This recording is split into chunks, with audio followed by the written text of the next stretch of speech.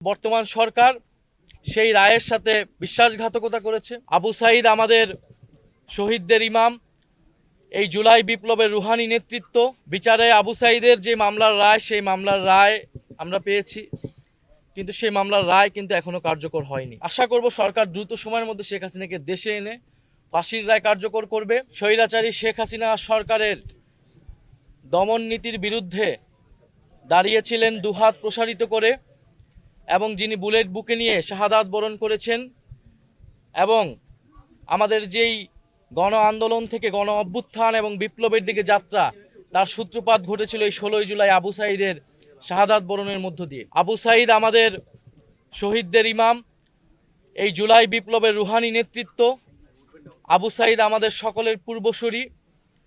মুক্তির মন্দির ও স্বপ্নে তোলে যে হাজারো প্রাণ অকাতরে বলিদান হয়েছে, সেই সকল প্রাণের অগ্রসেনানী ছিলেন আবু সাঈদ। তো আজকের এই দিন আমরা মনে করি যে শুধু স্মরণ করার মধ্য দিয়ে নয়, শ্রদ্ধা জ্ঞাপনের মধ্য দিয়ে নয়, বরং আবু সাঈদেরা যে কারণে শহীদ হয়েছিল আমরা তাদের উত্তরসূরি। আমাদের দায়িত্ব সেই নতুন বাংলাদেশ, বৈষম্য বিরোধী বাংলাদেশ, আমাদের সেই ইনসাফের বাংলাদেশ প্রতিষ্ঠার জন্য কাজ করে যাওয়া। জুলাই গণ অভ্যুত্থানের পরে আমাদের দাবি ছিল তিনটি: বিচার, সংস্কার এবং নির্বাচন। আমরা দেখেছি নির্বাচন হয়েছে, কিন্তু বিচার সংস্কারে বাংলাদেশের জনগণ পায়নি। এখন বিচারে আবু সাঈদের যে মামলার রায়, সেই মামলার রায় আমরা পেয়েছি, কিন্তু সেই মামলার রায় কিন্তু এখনো কার্যকর হয়নি, এবং সেই মামলার রায় নিয়ে আপিল করা হয়েছে।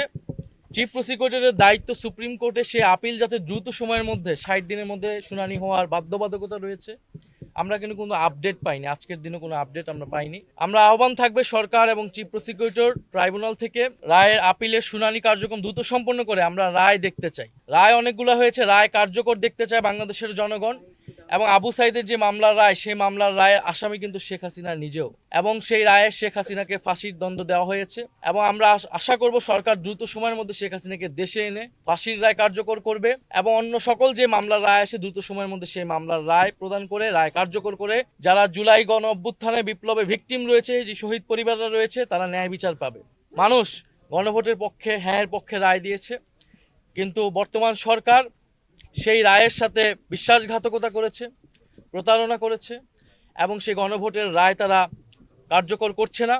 জুলাই সনদ তারা মুখে মুখে কার্যকর করবে বলছে, এটা তাদের কেবলই মৌখিক প্রতারণা। তারা 31 দফার সাথে প্রতারণা করেছে। তারা বলেছিল সংবিধান সংস্কার কমিশন করবে, সেটি তারা করে নাই।